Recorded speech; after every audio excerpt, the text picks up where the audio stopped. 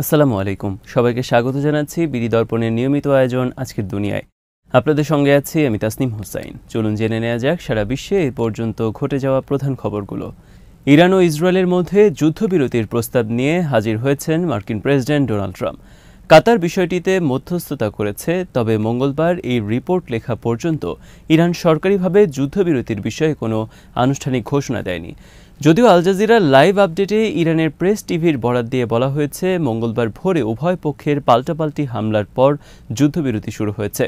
এর আগে মার্কিন প্রেসিডেন্ট ডোনাল্ড ট্রাম্প জানান, ইরান ইসরায়েল যুদ্ধবিরতিতে রাজি হয়েছে। তিনি উভয় দেশের প্রশংসা করেন এবং শান্তি বজায় রাখার আহ্বান জানান। নিজের মালিকানাধীন সামাজিক যোগাযোগ মাধ্যম ট্রুথ সোশ্যালে ট্রাম্প বলেন, ইসরায়েল ও ইরান পুরোপুরিভাবে সর্বাত্মক যুদ্ধবিরতিতে সম্মত হয়েছে। তিনি আরও জানান, এই যুদ্ধবিরতি এক পর্যায়ে চলমান সংঘাতের অবসানের পথে নিয়ে যাবে। ইরানের এক সিনিয়র কর্মকর্তা রয়টার্সকে জানান, কাতারের মধ্যস্থতায় যুক্তরাষ্ট্রের প্রস্তাবিত যুদ্ধবিরতিতে রাজি হচ্ছেন তারা। কাতারের প্রধানমন্ত্রী মোহাম্মদ বিন আব্দুল রহমান আল থানি ইরানি কর্মকর্তাদের সঙ্গে কথা বলেন। এ সময় তিনি যুক্তরাষ্ট্রের প্রস্তাবিত যুদ্ধবিরতিতে তাদের রাজি করাতে সমর্থ হন বলে জানায় রয়টার্স।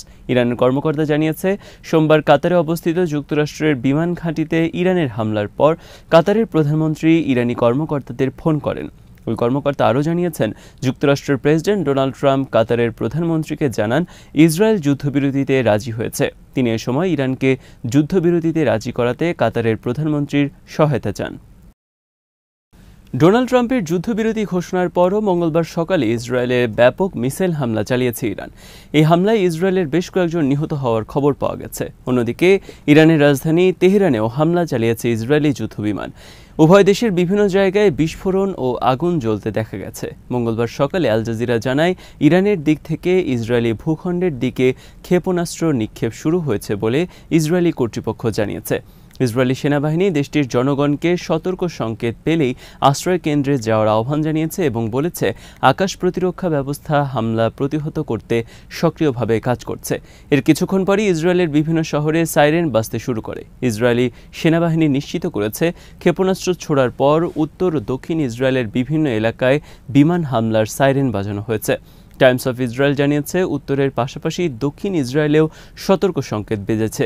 মূলত ইরানি আক্রমণ শনাক্ত করার সাথে সাথে ইসরায়েলের বেশিরভাগ এলাকায় আগাম এই সতর্কতা জারি করে ইসরায়েলি প্রতিরক্ষা বাহিনী। জনগণকে ভূগর্ভস্থ আশ্রয় কেন্দ্রে থাকতে বলা হয়।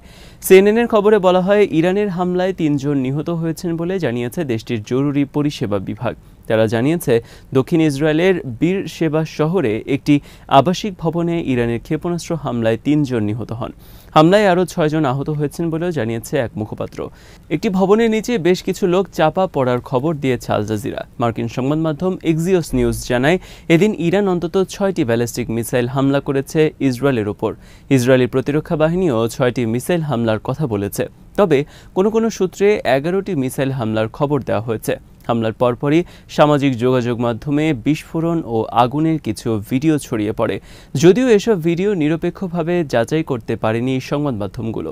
একই দিন ইরানের রাজধানী তেহরান সহ বিভিন্ন এলাকায় বিমান হামলা চালিয়েছে ইসরায়েল। কিছু জায়গায় বিস্ফোরণের খবর পাওয়া গেছে।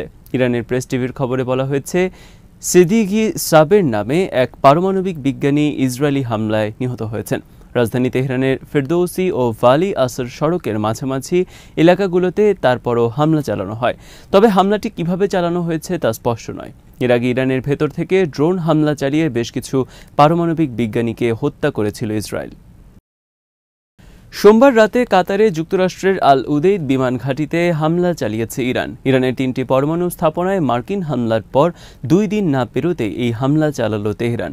ইরান ইসরায়েলের মধ্যে চলমান সংঘাতের মধ্যে মার্কিন ঘাঁটিতে হামলায় মধ্যপ্রাচ্য সংকট আরও জটিল হয়ে ওঠার আশঙ্কা তৈরি হয়। সোমবার রাতে কাতারের মার্কিন ঘাঁটিতে হামলার কথা জানায় ইরানের ইসলামী বিপ্লবী গার্ড বাহিনী। বিবৃতিতে তারা বলেছে, ইরানের আঞ্চলিক অখণ্ডতা, সার্বভৌমত্ব ও জাতীয় নিরাপত্তার উপর হামলার জবাব দিতে কোনো পরিস্থিতিতেই ছাড় দেওয়া হবে না। এই হামলা ভ্রাতৃপ্রতিম কাতার বা দেশটির জনগণের বিরুদ্ধে নয় বলে জানিয়েছে ইরানের সর্বোচ্চ নিরাপত্তা পরিষদ। তারা বলেছে, আবাসিক এলাকা থেকে দূরের মার্কিন ঘাঁটিতে এই হামলা চালানো হয়েছে। ইরানের হামলার সময় কাতারের বিকট বিস্ফোরণের শব্দ শোনা যায়। এ সময় রাজধানী দোহার বাসিন্দাদের মধ্যে আতঙ্ক ছড়িয়ে পড়ে। শহরের এক বাসিন্দা সিএনএনকে বলেন, হামলার আকস্মিকতায় আমার শিশুরা চমকে ওঠে।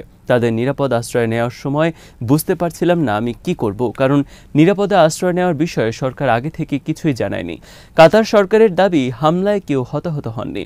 আল উদেইদ বিমান ঘাঁটি এলাকায় শনাক্ত হওয়া ক্ষেপণাস্ত্রগুলো আকাশে থাকতেই ধ্বংস করা হয় বলে জানান কাতারের প্রতিরক্ষামন্ত্রী শেখ সৌদ বিন আব্দুল রহমান। পরে কাতারের পররাষ্ট্র মন্ত্রণালয়ের বিবৃতিতে জানানো হয়, নিরাপত্তা পরিস্থিতি স্থিতিশীল হয়েছে এবং এ নিয়ে উদ্বিগ্ন হওয়ার কোনো কারণ নেই। আর হামলার নিন্দা জানিয়ে কাতারের পররাষ্ট্র মন্ত্রণালয়ের মুখপাত্র মজিদ আল আনসারি বলেন, এই হামলা কাতারের সার্বভৌমত্ব, আকাশসীমা এবং জাতিসংঘ সনদের লঙ্ঘন। এদিন রাতে বাহরাইনেও সাইরেন বাজানো হয় এবং বাসিন্দাদের নিরাপদ স্থানে সরে যেতে বলা হয়। হামলার আশঙ্কায় সিরিয়ায় অবস্থিত মার্কিন ঘাঁটি কাসরাককেও সর্বোচ্চ সতর্কতায় রাখা হয়। আকাশসীমা বন্ধ করা হয়। কুয়েত, বাহরাইন এবং আরব আমিরাতে ইরানের এই হামলা প্রতীকী বলে মনে করেন দোহা ইনস্টিটিউটের সহকারী অধ্যাপক মোহানাদ সালম। আল জাজিরাকে তিনি বলেন, আল উদেইদ বিমান ঘাঁটি থেকে আগেই মার্কিন ও কাতারি সেনাদের সরিয়ে নেওয়া হয়েছিল। আর আমার মনে হয় এই হামলার আগে বিষয়টি যুক্তরাষ্ট্র ও কাতারকে জানিয়েছিল তেহরান। সবকিছু মিলিয়ে মনে হচ্ছে এটি একটি প্রতীকী হামলা। যুক্তরাষ্ট্র ও তাদের মিত্রদের আগাম সতর্কবার্তা দেওয়ায় ইরানকে ধন্যবাদ জানিয়েছেন প্রেসিডেন্ট ট্রাম্প। সোমবার কাতারে অবস্থিত যুক্তরাষ্ট্রের গুরুত্বপূর্ণ সামরিক ঘাঁটিতে ইরানের পাল্টা ক্ষেপণাস্ত্র হামলার আগে এক সতর্কবার্তা দেওয়া হয় বলে দাবি করেন তিনি। ট্রাম্প আশা প্রকাশ করেন, গুরুত্বপূর্ণ ইরানি পারমাণবিক স্থাপনায় মার্কিন পাল্টা হামলার প্রতিক্রিয়া হিসেবে ইরানের এই হামলার মধ্যে দিয়ে হয়তো তেহরানের সব রাগ মনোবেদনা শেষ হয়ে গেছে। এতে পরিস্থিতি শান্তির দিকে যাবে বলে তিনি আশা করেন। সোশ্যাল মিডিয়ায় ট্রাম্প বলেন, আমি আনন্দের সঙ্গে জানাচ্ছি এই হামলায় কোনো আমেরিকান হতাহত হয়নি এবং খুব সামান্যই ক্ষয়ক্ষতি হয়েছে। আগাম সতর্ক করার জন্য আমি ইরানকে ধন্যবাদ জানাই, যার ফলে কারো জীবন যায়নি বা কেউ আহত হয়নি। আশা করি ইরান এখন এই অঞ্চলকে শান্তি ও সম্প্রীতির পথে এগিয়ে নিতে পারবে। আমি ইসরায়েলকেও একই কাজ করতে উৎসাহিত করব। ট্রাম্প বলেন, ইরান পারমাণবিক স্থাপনাগুলো ধ্বংস করার প্রতিক্রিয়ায় খুব দুর্বল জবাব দিয়েছে, যা আমরা প্রত্যাশা করেছিলাম এবং খুব কার্যকরভাবে প্রতিহত করেছি। 14টি ক্ষেপণাস্ত্র নিক্ষেপ করা হয়েছিল, 13টি ভূপাতিত করা হয়েছে এবং একটিকে ছাড় দেওয়া হয়েছে, কারণ এটি হুমকিবিহীন দিকে যাচ্ছিল। আমি আনন্দের সঙ্গে জানাচ্ছি যে কোনো আমেরিকান আহত হয়নি এবং তেমন কোনো ক্ষয়ক্ষতিও হয়নি। সবচেয়ে গুরুত্বপূর্ণ হলো তারা তাদের সিস্টেম থেকে সবকিছু বের করে দিয়েছে এবং আশা করি আর কোনো ঘৃণা মনোবেদনা তাদের থাকবে না। আমি ইরানকে আগাম ধন্যবাদ জানাতে চাই এবং যার ফলে কোনো প্রাণহানি হয়নি এবং কেউ আহত হয়নি। মার্কিন সংবাদ মাধ্যম সিএনএনের এক খবরে দাবি করা হয়েছে, ইরানের পক্ষ থেকে হামলার আগেই মার্কিন কর্মকর্তাদের অবহিত করা হয় যে কারণে হামলার ঘাঁটি, স্থাপনা, সামরিক সরঞ্জাম বা মানব সম্পদের কোনো ক্ষয়ক্ষতি হয়নি। ইরানের 3টি পারমাণবিক স্থাপনায় যুক্তরাষ্ট্র হামলা চালালেও সেগুলোর কতটা ক্ষতি হয়েছে তা স্পষ্ট নয়। যদিও যুক্তরাষ্ট্র দাবি করেছে তারা 3টি কেন্দ্রই ধ্বংস করে দিয়েছে।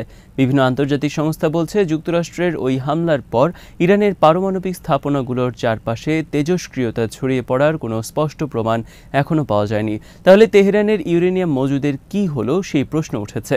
যুক্তরাষ্ট্রের হামলায় ক্ষয়ক্ষতির বিষয়ে ইরানি কর্মকর্তারা এখনও বিস্তারিত কোনো তথ্য দেননি। হয়তো তারা হামলার প্রভাব কমিয়ে দেখানোর চেষ্টা করছেন। টেলিভিশনে দেওয়া এক বক্তৃতায় ইরানের রাষ্ট্রীয় সম্প্রচার সংস্থার উপরাজনৈতিক পরিচালক হাসান আবেদিনি বলেন, আগেই 3টি পারমাণবিক স্থাপনা খালি করে ফেলা হয়েছিল। সেখানে বড় ধরনের কোনো ক্ষয়ক্ষতি হয়নি, কারণ উপকরণগুলো আগেই সরিয়ে নেওয়া হয়েছিল। কিছু সংবাদ মাধ্যম স্যাটেলাইটের ছবি বিশ্লেষণ করে জানিয়েছে, হামলার আগে ফোর্দো পারমাণবিক কেন্দ্রের সামনে অনেক ট্রাক দাঁড়িয়ে থাকতে দেখা গেছে। সেসব ট্রাকে ইউরেনিয়াম সরিয়ে নেওয়া হয়েছে বলে মনে করা হচ্ছে। স্বাধীনভাবে মূল্যায়িত না হওয়ায় যুক্তরাষ্ট্রের হামলায় ফোর্দোতে কী প্রভাব পড়েছে তা এখনও স্পষ্ট নয়। ইরান ও পার্শ্ববর্তী উপসাগরীয় দেশ যেমন কুয়েত থেকে প্রাপ্ত প্রাথমিক প্রতিবেদন অনুযায়ী ইরানের পারমাণবিক স্থাপনাগুলোয় যুক্তরাষ্ট্রের হামলার পর কোনো স্থাপনা থেকেই উল্লেখযোগ্য মাত্রার তেজস্ক্রিয় উপাদান ছড়িয়ে পড়ার ঘটনা ঘটেনি। বিশ্লেষকদের মতে এটা ইঙ্গিত দেয় যে ইরানি কর্মকর্তারা যুক্তরাষ্ট্রের হামলা করা স্থাপনাগুলো থেকে সমৃদ্ধ ইউরেনিয়ামের মজুদ আগেই সরিয়ে ফেলেছিলেন। ইরানের পারমাণবিক শক্তি সংস্থার উপপরিচালক ও দেশের জাতীয় পারমাণবিক নিরাপত্তা ব্যবস্থার প্রধান রেজা কারদান নিশ্চিত করেছেন, স্থাপনাগুলোর বাইরে কোনো তেজস্ক্রিয় দূষণ বা পারমাণবিক বিকিরণ দেখা যায়নি। দেশের জনগণের নিরাপত্তা ও স্বাস্থ্য রক্ষার জন্য প্রাথমিকভাবে কিছু পরিকল্পনা পদক্ষেপ গ্রহণ করা হয়েছিল। আগেই এই প্রস্তুতি এবং ব্যবস্থা গ্রহণের ফলে পারমাণবিক স্থাপনায় সন্ত্রাসী হামলা সত্ত্বেও এসব স্থাপনার বাইরে কোনো তেজস্ক্রিয় দূষণ বা পারমাণবিক বিকিরণ দেখা যায়নি।